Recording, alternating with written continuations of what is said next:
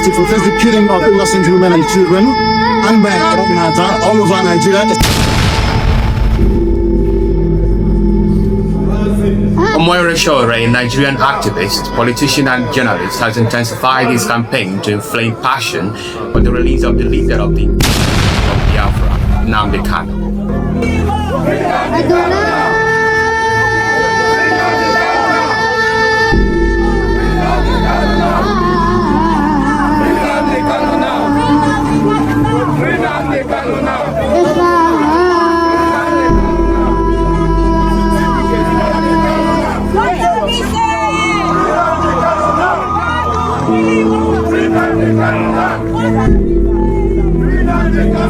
Wow!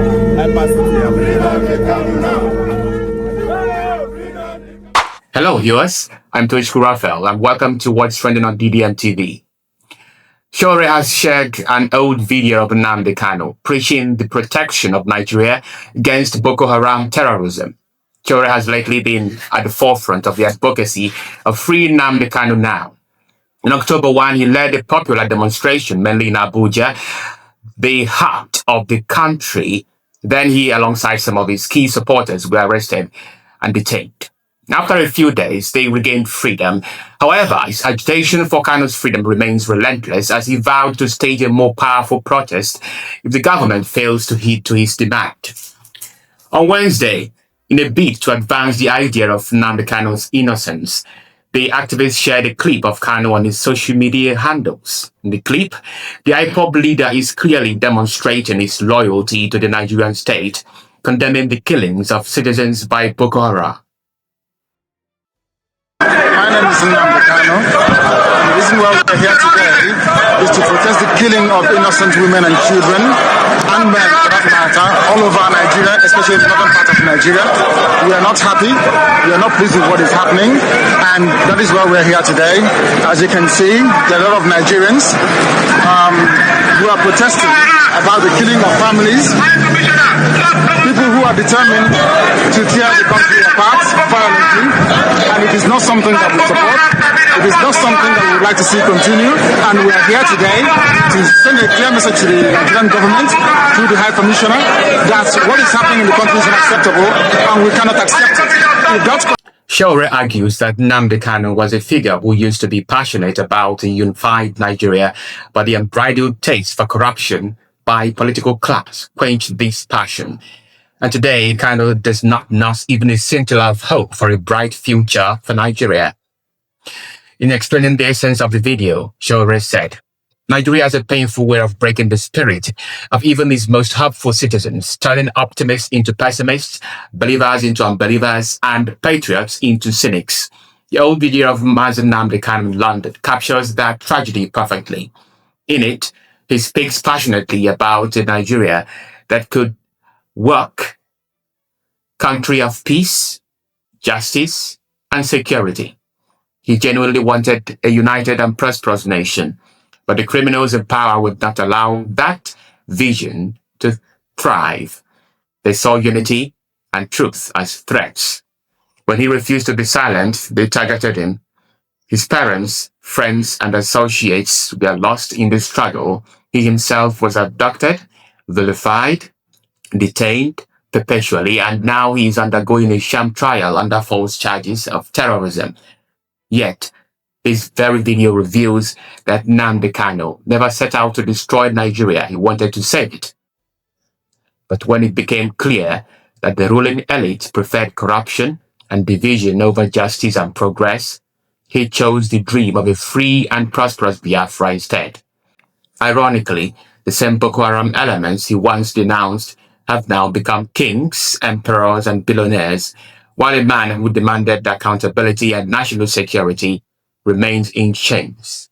End of quote. All right, I will come back to you again in my next episode for a deeper insight on this story. If you like my video, do not hesitate to hit the like button, make your comments, share this video, and subscribe to DDM TV.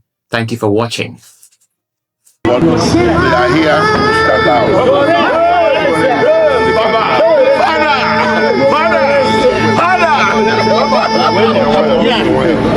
So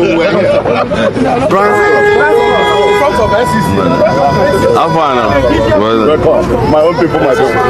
Yeah. My people, my people. Hello.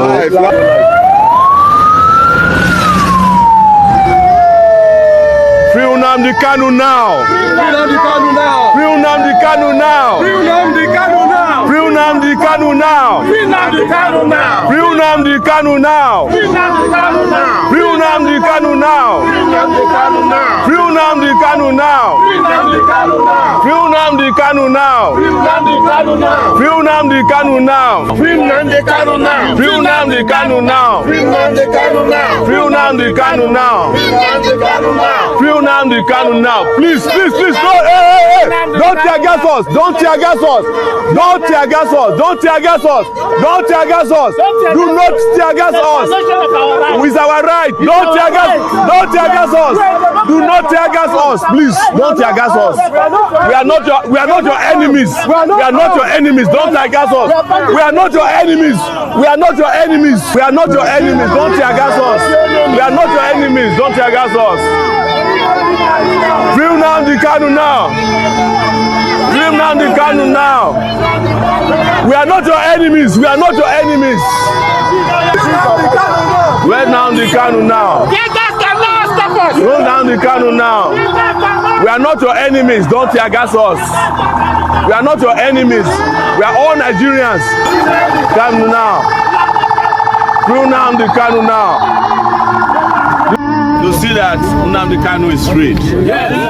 And we started as early as 7 a.m. But it is customary with our security forces. They attacked us unprovoked. And we decided that we will relocate to other parts of the city. And we are in Utako, and we will go around the city today until the city is shut down. Or they free Nnamdi Kanu. Instead of using the soldiers and our police to fight terrorism at Sabisa, in Zamfara, Katsina, in Benue, in Plateau, and other places, they are using them on defenseless protesters. Please, you are aware that we close today as Nnamdi Kanu now rally. But we also must tell Nigerians that today is one of the darkest days in the history of Nigeria. NSAS protest 2020 is 5 years today. So we are going to take a minute silence to recognize the heroes who were killed at the Lekki toll gate for NSAS. Can you take a minute silence? Silence!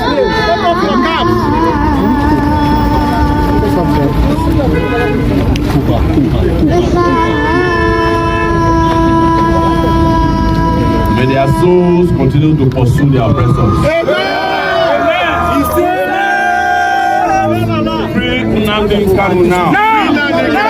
It's not a tribal issue. It is not a religious issue. It is not a sentimental issue. It's a social justice issue for us. Globally, we are not here as Igbos or Yorubas or Hausas. In fact, if you look around very well, there are a lot of Igbos, there are a lot of Hausas and Yorubas. All united to ensure that our brother is brought back home. That they should end the sham trial that is going on at the Federal High Court. If they don't do that, they will get more. And they know that a lot of Nigerians are sitting with anger. It's not about Nnamdi Kanu alone. There's hunger, there's starvation in this country. Yeah. There's political oppression. There's a lot of corruption going on under the Tinubu. Yeah. So very soon, this crowd you see will be bigger than that of the park. Let the people be moving. Free Nnamdi Kanu now. Free Nnamdi Kanu. Free Nnamdi Kanu now. Free Nnamdi Kanu now. Free Nnamdi Kanu now. Free Nnamdi Kanu now. Free Nnamdi Kanu now. Free Nnamdi Kanu now. Free Nnamdi Kanu now. Free Nnamdi Kanu now. Free Nnamdi Kanu now. Free Nnamdi Kanu now. Free Nnamdi Kanu now. Illegal, unjust, unwarranted, and inhuman detention by the Bola Ahmed Tinubu regime, orchestrated by his illegal IGP Kayode Egbetokun, and we are heading home. Hopefully, in fact, I was supposed to be heading to Lagos for a protest for tomorrow. But we are still checking on the flight if there's any flight But tonight. have you seen the warning from the Lagos State government? They can warn themselves, they can't warn me. You can't warn me about my rights. Yes. They are the ones who have to warn themselves about their responsibilities. So it wasn't going to stop me. It is not the first time Make a lawyer. people who are paid to protect have become very likely responsible and warning people not to exercise their rights. So you can't warn me about my rights. Okay, now in the build up to the protest, the police had actually issued a warning and they said you contravened that warning by entering into the restricted zone, which was why the lawyer of Nnamdi Kanu was also arrested. The lawyer of Nnamdi Kanu is here, but before he speaks, I'm not a lawyer. But what I know is that if a court gives an order and there's a contravention of that order, you go back to the same court to complain to the judge. It's not the job of police to take it upon itself to be enforcing court orders that it had interest in. But even if they don't have interest in it, there was a court order issued by a judge saying don't go to certain areas. If you want to review the order, you go back to the court. If you want to complain that the orders were violated, you go back to the court. So the police, being an irresponsible organization in Nigeria, took laws into its hand.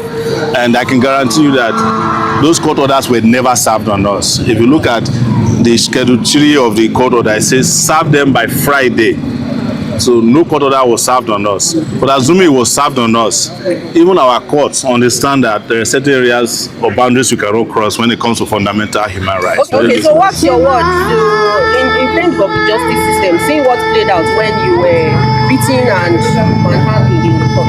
It's not the first time they'll do that. You must have seen a plethora of police attacks on me. Since 1992, some of the police who attacked me had to fight for their retirement benefits a few weeks ago. So it's to also tell the police that are doing it now that they will soon meet their Waterloo.